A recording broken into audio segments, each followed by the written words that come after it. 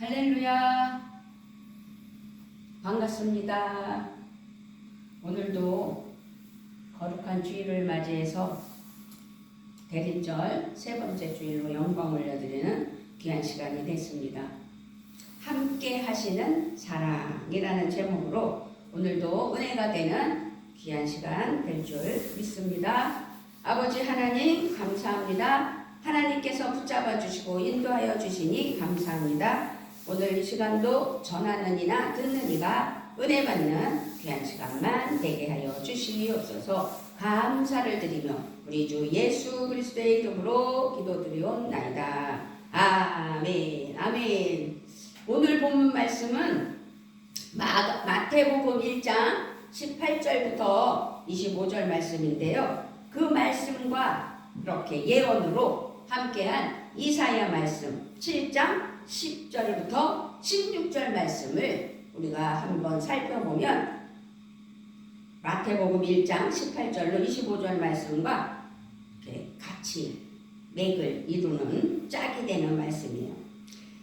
제가 읽어드릴게요. 여호와께서 또 아하스에게 말씀하여 이르시되 너는 내 하나님 여호와께 한 징조를 구하되 깊은 데에서든지 높은 데에서든지 구하라 하시니 아하스가 이르되 나는 구하지 아니하겠나이다. 나는 여호와를 시험하지 아니하겠나이다 한지라. 이사야가 이르되 다윗의 집이여 원하건대 들을지어다. 너희가 사람을 괴롭히고서 그것을 작은 일로 여겨 또 나의 하나님을 괴롭히려 하느냐. 그러므로 주께서 친히 징조를 너희에게 주실 것이라. 보라, 처녀가 잉태하여 아들을 낳을 것이요 그의 이름을 임마누엘이라 하리라. 그가 악을 버리며 선을 택할 줄 알 때가 되면 엉긴 젖과 꿀을 먹을 것이라. 대저 이 아이가 악을 버리며 선을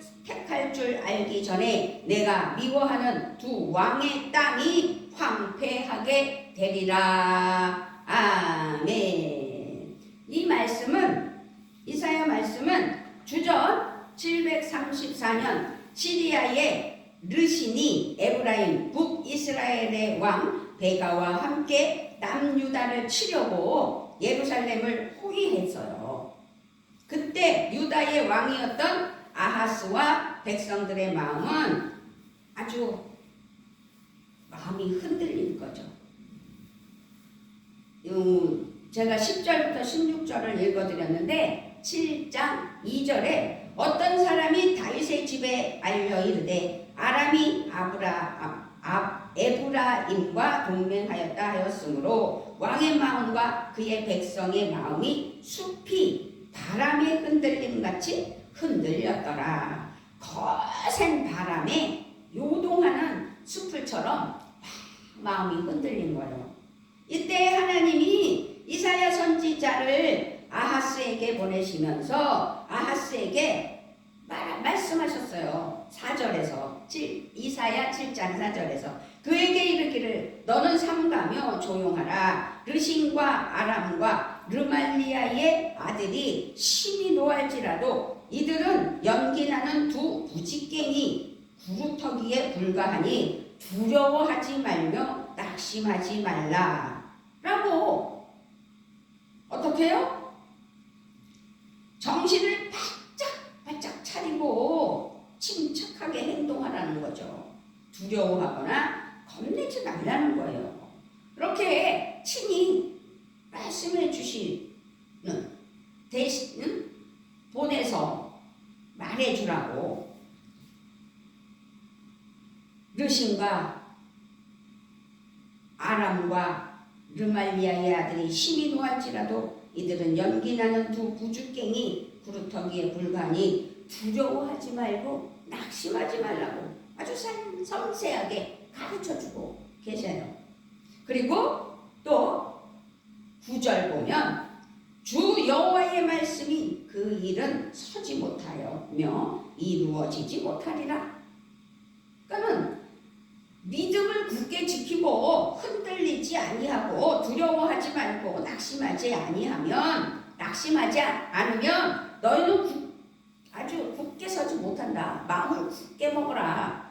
그래서 우리가요, 신앙생활 할 때 마음을 굳게 먹어야 되는 게 아주 중요한 거예요. 그렇지만 아하스는 어떻게 했어요? 10절서부터 16절 말씀을 보면 안타까워요. 아하스는 귀를 기울이지도 않았어요. 주님은 안타깝게 아하스에게 그래서 말씀하지요. 오늘 여기 제가 읽어드린 이사야 7장 12절 말씀이에요. 아하스가 이르되 나는 구하지 아니하겠나이다. 나는 여호와를 시험하지 아니하겠나이다. 참으로 여호와께 한 징조를 구하여라. 그러나 그는 구하지 않겠다는 거죠. 나는 여호와를 시험하지 아니하겠다는 거죠. 나는 구하지도 아니하겠다는 거죠. 여호와를 시험하지 않겠다는 아하스의 말은 어떤 말이에요? 착각하면 안 돼요. 겸손의 말 아니에요. 고집과 불순종이에요. 그래서 우리는 어떤 상황 속에서 해야 할 일을 고집과 불순종으로 하나님 앞에 잘못된 삶을 살 때가 있다는 거죠. 아하스는 하나님보다 시리아가 더 두려웠던 거예요. 그래서 이사야는 아하스의 불순종을 책망하여 그의 행동이 어떻게? 하나님의 인내하심을 시험하는 악한 행동이라는 것을 책망해 주는 거예요. 14절 말씀이에요. 주께서 친히 징조를 너희에게 주실 것이라. 보라, 처녀가 잉태하여 아들을 낳을 것이요 그의 이름을 임마누엘이라 하리라. 14절에 그래서 주께서 친히 징조를 너희에게 주실 것이라. 보라, 너희가 잉태하여 보라, 처녀가 잉태하여 아들을 낳을 것이요 그의 이름을 임마누엘이라 하리라. 지금 예언, 아기 예수님이 이 땅에 오실 것을 지금 이미 구약 이사야에서 예언하시는 거예요. 임마누엘은 하나님이 우리와 함께 하신다라는 뜻이에요. 그래서 하나님이 함께 하시는 사랑을 우리는 받았다는 거예요.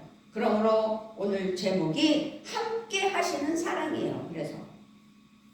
그러므로 어떤 상황, 어떤 위기, 어떤 고통 중에도 하나님은 절대로 우리를 잊지 않고 함께 해주시겠다는 사랑으로 약속을 하시는 거죠. 희망의 약속. 하나님의 변치 않는 구원의 약속.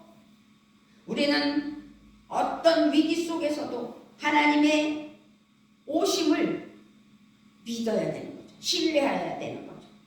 기다릴수록 주님의 말씀을 그래서 붙잡아야 되는 거예요.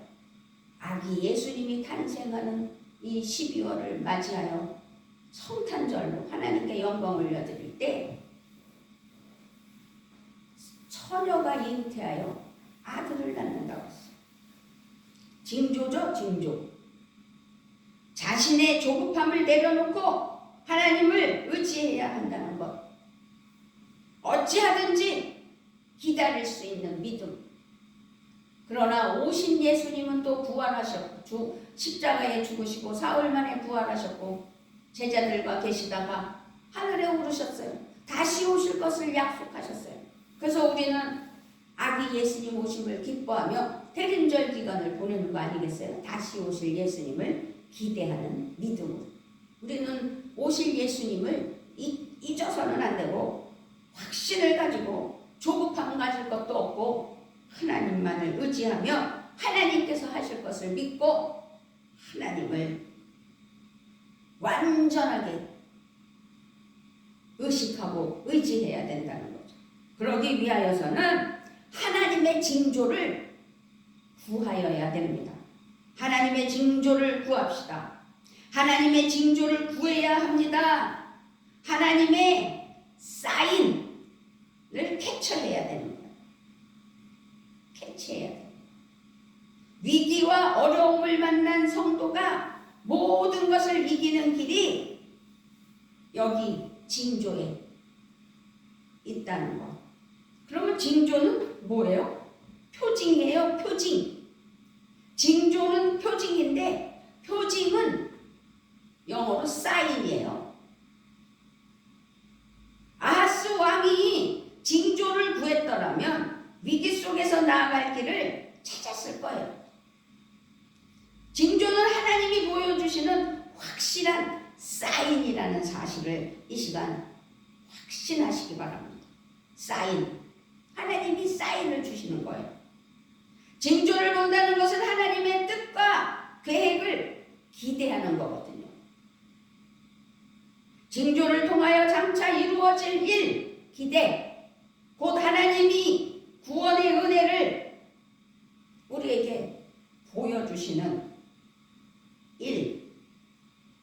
그래서 하나님 구원의 은혜를 바라볼 수 있는 거죠.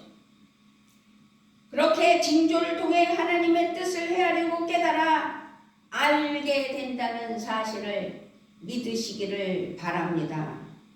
주님 오심을 기다리는 우리의 삶에는 언제나 도전과 위기와 고통이 따르게 되어 있지요. 그렇지만 우리는 그 어떤 상황에서도 거룩한 징조를 볼 수 있다면 승리를 바라볼 수 있는 은혜가 있다는 사실입니다. 주님의 도우심과 구원을 기대할 수 있는 확신에 찬 믿음. 우리는 그래서 예배를 드리는 것이고, 예배를 드릴 때 징조를 봅니다. 성령이 임하지 않고 인간의 방법으로만, 자기 생각으로만 살아가고 지멋대로 사니 말씀이 귀에 들어오지도 않고 분개만 나겠지요.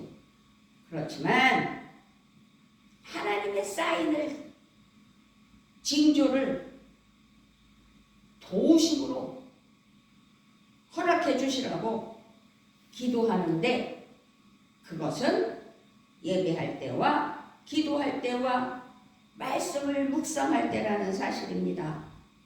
그래서 새벽 기도 때나 우리가 히브리서 말씀으로 함께할 때 그 말씀을 한 번 읽는 것으로 끝내지 않고 2번 읽잖아요.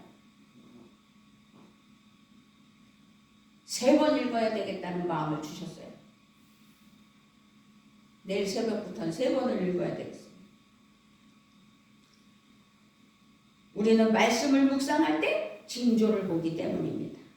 두려움과 의심을 떨치고 일어나 예배의 자리에 모여서 기쁨으로 하나님 은혜 아래 하나님의 징조를 구하시는 은혜가 있어야 될 줄 믿습니다. 함께 기도하는 자리에 모여 기도해야 된다는 사실과 말씀의 시간을 놓치지 말아야 한다는 사실, 그것이 하나님의 징조를 구하는 은혜라는 사실입니다. 우리가 믿음으로 징조를 보면 현실을 보는 우리의 눈이 달라지는 거죠. 하나님의 사인을 캐치하는 거죠. 징조를 보는 것은 현실을 넘어설 수 있는 믿음의 눈을 가지게 되는 것이기 때문입니다. 주님 오심을 기다리는 우리 모두는 하나님의 놀라운 징조를 보며 그 사인을 기뻐하며 승리하기를 주님의 이름으로 부탁을 드리며 축복합니다. 아멘, 아멘. 오늘 말씀에서 보라, 처녀가 잉태하여 아들을 낳을 것이요 그의 이름을 임마누엘이라 하리라. 23절 말씀이에요. 하나님이 약속하신 징조는 임마누엘입니다.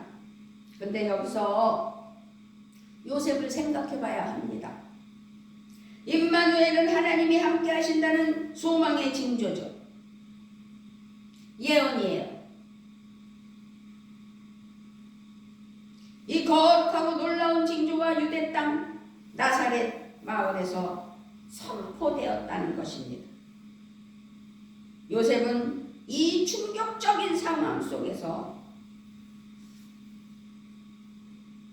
19절에서 그의 남편 요셉은 의로운 사람이라 그를 드러내지 아니하고 가만히 끊고자 하여. 아니, 결혼할 아내 될 사람이 자기와 동침도 안 했는데 지금 동거하고 있지도 않은데 아기를 가졌다는 소리에 기가 막힌 일 아니겠느냐. 그래서 요셉을 생각하자는 거예요. 그의 남편 요셉은 의로운 사람이라 그를 드러내지 아니하고 가만히 끊고자 하여. 그랬더니 20절서부터 21절에서는 이 일을 생각할 때에 주의 사자가 현명하여 이르되 다윗의 자손 요셉아 내 아내 마리아 데려오기를 무서워하지 말라. 그는 그에게 잉태된 자는 성령으로 된 성령으로 된 것이라. 아들을 낳으리니 이름을 예수라 하라. 이는 그가 자기 백성을 그들의 죄에서 구원할 자이심이라 하니라. 요셉은 하나님의 크고 놀라운 일을 깨닫게 된 것입니다. 요셉은 자신의 생각과 의를 다 내려놓고 하나님이 하시는 일에 그대로 순종하였다는 사실, 그 징조를, 하나님의 사인을 믿었다는 사실이지요. 그대로 순종하였다는 것은. 그래서 오늘 본문 마태복음 1장 18절로 25절 말씀에는 이 일을 가르쳐 22절, 23절에서 증언하고 있습니다.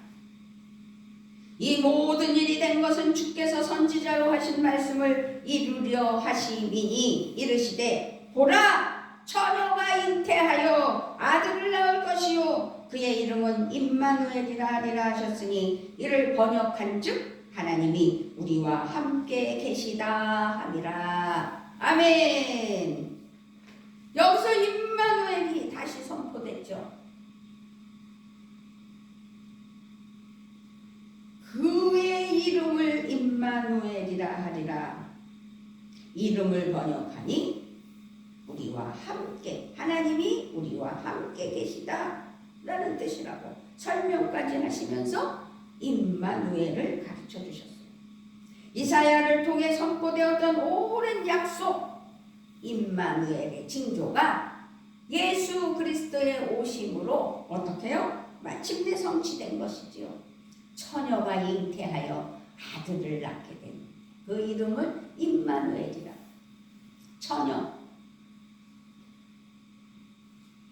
요즘 말씀에서 벗어나는 이야기 같지만 요즘 뜨는 허봉랑 선교사님, 할머니 선교사님, 머리를 하얗게 쪽지고 하얀 한복을 입고 말씀을 전하시는 그분이 우스갯소리로 수처녀가 당신한테 시집 와서 내가 잘못한 게 뭐가 있냐는 둥 하면서 할 말을 자신 있게 할 때 그 남편이 그러면 수처녀가 아니면 연탄처녀냐? 그래가지고 맨 처음에 못 알아들었어요. 제가 참 수처녀라고 강조를 하니 남편이 그럼 연탄처녀냐? 그래. 숯불하는 그 숯 그걸로 표현이 된 거였었어요. 그래서 얼마나 우스웠는지. 아무튼 우리 마리아는 수처녀였습니다. 연탄처녀는 아니었습니다. 네, 그렇게 임마누엘, 예수님 함께 하시는 사랑이라는 사실을 오늘 깨달아 주님 앞에 영광 올려드리며 은혜로 나아가는 믿음 되셔야 될 줄 믿습니다. 하나님이 우리와 함께 하시려고 친히 그 사랑으로 인간의 몸을 입고 오신 신비로운 이 은혜의 성탄은 곧 임마누엘이신 예수님의 탄생이며 함께 하시는 사랑입니다. 아멘. 요셉은 아기의 이름을 예수로 지었어요. 이 아기가 자기 백성을 그들의 죄에서 구원할 자이심을 드러낸 것이죠. 이것이 예수라는 이름의 뜻이에요. 아들을 낳으리니 이름을 예수라 하라. 이는 그가 자기 백성을 그들의 죄에서 구원할 자이심이라. 예수라는 이름을 통하여 아기의 정체가 드러난 것입니다. 예수님의 탄생은 우리와 함께 하시는 임마누엘 대신 하나님의 사랑의 성취라는 것이지요. 그래서 예수님의 오심은 우리를 구원하시려는 하나님의 위대한 사랑의 현현, 함께 하시는 사랑, 현현, 명백하게 나타나거나 나타낸 징조예요. 현현. 그래서 함께 하시는 사랑을 오늘 은혜와 사랑으로 가슴 깊이 새기는 은혜의 시간이 될 줄 믿습니다. 성탄의 은총 속에 주님의 다시 오심을 기다리는 대림절 세 번째 주일로 세 번째 촛불을 켜며 아버지께 영광 올려드리는 은혜 시간. 그렇게 오늘은 하나님이 우리 가운데 오신 성육신의 신비와 은총이 가득한 날 12월 17일 대림절 세 번째 주일이라는 것입니다. 하나님은 우리와 함께 계시는 임마누엘이 되시기 위해서 기꺼이 자기를 비우신 것입니다. 모든 것을 내려놓으신 것입니다. 사도 바울도 그래서 임마누엘 예수님의 오심을 이렇게 노래했잖아요. 빌립보서 2장 6절로 7절 말씀입니다. 그는 근본 하나님의 본체시나 하나님과 동등됨을 취할 것으로 여기지 아니하시고 오히려 자기를 비워 종의 형체를 가지사 사람들과 같이 되셨고. 그렇습니다. 예수님은 하나님의 모습을 가지신 분이에요. 하나님이세요. 그렇지만 하나님과 그 동등함을 당연하게 여기지 않으셨어요. 오히려 자기 자신을 비워서 종의 모습을 가지셨고 사람과 같이 되셨고, 그리고 예수님은 사람의 모양으로 나타나셔서 사람과 함께 살아가셨다는 것입니다. 온 세상이 기다리던 구세주 메시아가 예수와 임마누엘이라는 이름으로 이 땅에 오셨다는 사실입니다. 임마누엘은 오직 믿음으로만 알 수 있는 하나님의 신비스러운 성육신의 역사라는 사실입니다. 하나님이 함께 하심의 사랑, 임마누엘. 그 함께 하시는 사랑으로 임마누엘 되셔서 이 땅에 오신 예수. 그러니 하나님의 신비스러운 성육신의 역사라는 사실입니다. 이 놀라운 신비를 하나님의 은혜로 받아들이는 것이 우리의 믿음이에요. 그래서 믿음이 없이는 하나님을 기쁘시게 못한다는 히브리서 말씀을 기억하실 줄 믿습니다. 또한 요한복음 1장 12절로 13절에서는 그래서 영접하는 자, 곧 그 이름을 믿는 자들에게는 하나님의 자녀가 되는 권세를 주셨으니 이는 혈통으로나 육정으로나 사람의 뜻으로 나지 아니하고 오직 하나님께로부터 난 자들이니라. 우리는 예수 이름으로 자녀가 되는 권세를 받았어요. 그렇다면 예수님을 믿어야 된다는 것이죠. 예수님을 영접해야 돼요. 어느 누구든지. 그래서 그 이름 예수를 믿는 자들은 하나님의 자녀가 되는 권세를 얻게 되는 것. 우리도 그래서 예수님을 그 이름을 믿음으로 하나님의 자녀가 되는 권세를 얻은 것 아니겠어요? 우리는 예수님이 우리를 구원하신 구세주이심을 발견하고 우리와 함께 하시는 하나님의 사랑을 만났다는 사실을 기억하셨으면 좋겠고 잊어서는 안 될 줄 믿습니다. 우리와 함께 하시는 임마누엘 예수님을 만남으로 우리는 거룩하고 복된 자녀의 생명을 얻게 된 것이라는 사실입니다. 놀라운 사랑으로 우리와 함께 하시는 은혜의 구원의 사랑이라는 사실이지요. 그래서 이제 내 정체성은 구세주이시며 임마누엘이신 예수님으로 인해 결정된 것이라는 사실을 깨달아야 될 줄 믿습니다. 잊어서는 안 돼요.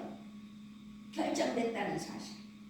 우리는 예수님을 믿음으로 그리스도인이 되었다는 사실, 그 하나를 잊어서는 안 되죠. 그저 기독교인이라는 종교인으로 살아가서는 안 된다는 거예요. 그리스도인이라는 이름이 나를 드러내는 거예요. 우리 모두를 드러내는 거예요. 그리스도인. 우리는 그래서 침례를 받잖아요. 침례를 통하여 그리스도인으로 인정받는 사랑임을 고백하고 증언할 줄 알아야 되는 거예요. 그러므로 우리는 누구라고요? 그리스도인입니다. 확실한. 그런데 그리스도인은 예수님이 구세주이심을 믿고 주님을 따르는 사람입니다.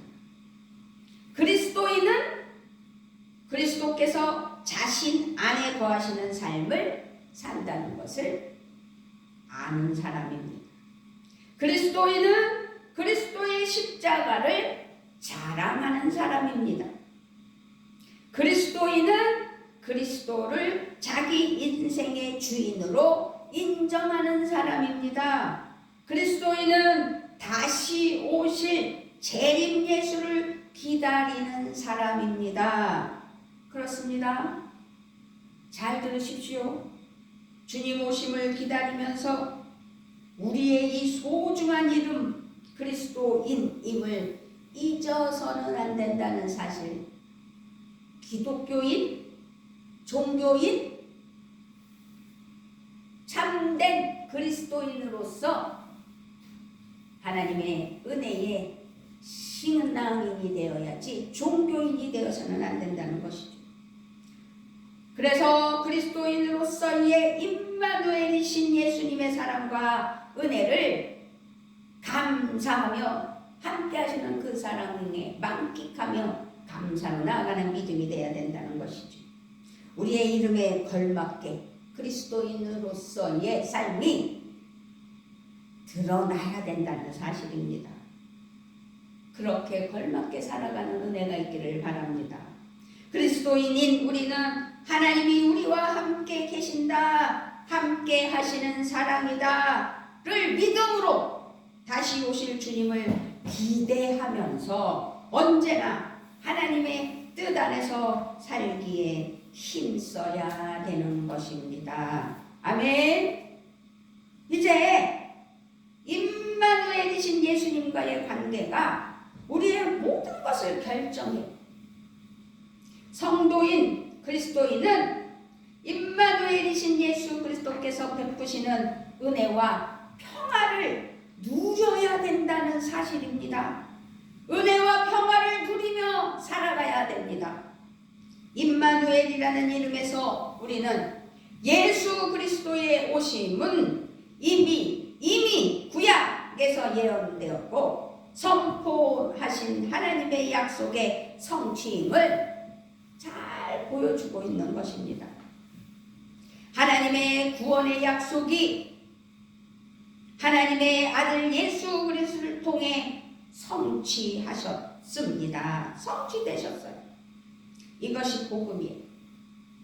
그 구약에서 예언되고 선포하신 하나님의 약속의 성취를 잘 보여주시면서 하나님의 구원의 약속이 하나님의 아들 예수 그리스도를 통해 성취되었어요. 이것이 복음이라는 사실을 다시 한번 말씀드렸습니다. 구원은 그래서 하나님으로부터 시작되었습니다. 하나님이 인간의 몸으로 이 땅에 오심으로 임마누엘 되셨기 때문입니다. 하나님은 마리아를 통해 인간의 몸이 되셨고 요셉을 통해 다윗의 자손이 되신 그분은 예수 그리스도이십니다. 할렐루야. 이 땅에 오신 하나님의 아들 예수님은 하나님 나라를 선포하셨고 복음의 구원을 베푸셨으며 십자가의 희생과 부활로 영원한 생명의 은혜와 능력을 성취하셨다는 사실입니다. 누구든지 그래서 그리스도를 통하여 하나님의 자녀가 될 수 있는 권세를 허락하셨다는 것이죠. 예수님은 아브라함의 후손이고 다윗의 자손이시므로 누구든지 예수를 영접하면 아브라함에게 약속된 복과 구원의 은혜를 누리게 되는 것이라는 사실, 이것이 그리스도께서 베풀어 주시는 복음이라는 사실을 우리는 믿어야 되고 믿었음을 고백하며 지금까지 잘못 알았다면 회개하고 다시 깨달아 은혜에 베풀어 주시는 복음을 잘 받아들였다면 잘 받아들인 것을 전할 수 있는 믿음이 되어야 될 줄 믿습니다. 아멘. 이 놀라운 복음의 은혜를 입은 바울은요 어떻게 변화됐어요? 오직 복음을 전하는 삶을 살아왔지 않았습니까? 복음을 전하기 위해서라면 어디든 달려갔던 바울, 어떤 위험도 감수했던 바울, 자신의 안위를 걱정하기보다는 오직 복음에 순종하기로 힘쓴 바울, 그리고 그리스도의 나타나심을 간절하게 사모했던 바울, 그는 임마누엘 하나님의 은혜를 입은 성도의 삶에 아주 커다란 본이 된 삶을 살았습니다. 바울. 그러므로 우리도 예수님을 믿음으로 구원을 얻어 천국 백성이 되었음을 고백할 때 예수님을 믿음으로 영생의 은혜를 얻었다는 사실을 믿었으면 이제 우리가 복음의 성취로 복음을 위해 살고 복음을 전하며 사는 것은 그래서 당연한 거죠. 예수 믿는 사람들은 왜 그렇게 예수 믿으라고 지나 믿지? 왜 그래? 이런 소리를 듣는 이유는 우리가 예언대로 성취된 예수님의 그 사랑을 본받아 하나님 은혜로 복음을 위해 살고 복음을 전하며 사는 것이 당연하기 때문에 그렇습니다. 성탄을 맞이하며 준비하며 다시 오실 예수님을 기다리는 대림절을 우리는 기억해야 되는 거죠. 다시 말씀드립니다. 우리의 이름은 그리스도인입니다. 하나님의 자녀입니다. 임마누엘 주님의 사랑과 은혜의 성탄을 감사해야 됩니다. 다시 오실 주님을 기다리는 소망으로 복음을 위해 사는 우리의 삶에 하늘의 기쁨과 평화가 가득해야 될 줄 믿습니다. 은혜를 입은 우리는 주님의 몸인 여기 평안교회를 이루었습니다. 예수님은 우리의 머리가 되시고 우리는 성탄절을 맞이하여 아기 예수님을 찬양하며 다시 오실 예수님을 기다리는 이 대림절에 오직 성부, 성자, 성령님께 순종하며 세상을 살리고 세상을 위하여 기도하고 세상의 빛과 소금이 되어 하나님 은혜로 하나님 사랑 안에서 겸손하고 거룩한 믿음의 사람 평안교회 성도들이 되시기를 주님의 이름으로 부탁을 드리며 축복합니다. 아멘. 아버지 참으로 감사를 드립니다. 대림절 세 번째 주일로 하나님께 영광 올려드릴 때 임마누엘이신 우리 예수님 참으로 함께 하시는 그 사랑 안에서 이 땅에 오신 예수 그리스도를 감사하며 우리가 다시 오실 예수님을 기대하며 성탄절을 보낼 때 우리 하나님 대림절 기간 오직 예수 그리스도 안에서 거듭난 하나님의 사랑하는 자녀들이 하나님의 그 징조, 그 사인을 믿으며 복음의 삶을 살게 족함없도록 인도하심을 감사드리며 우리 주 예수 그리스도의 이름으로 기도드리옵나이다. 아멘.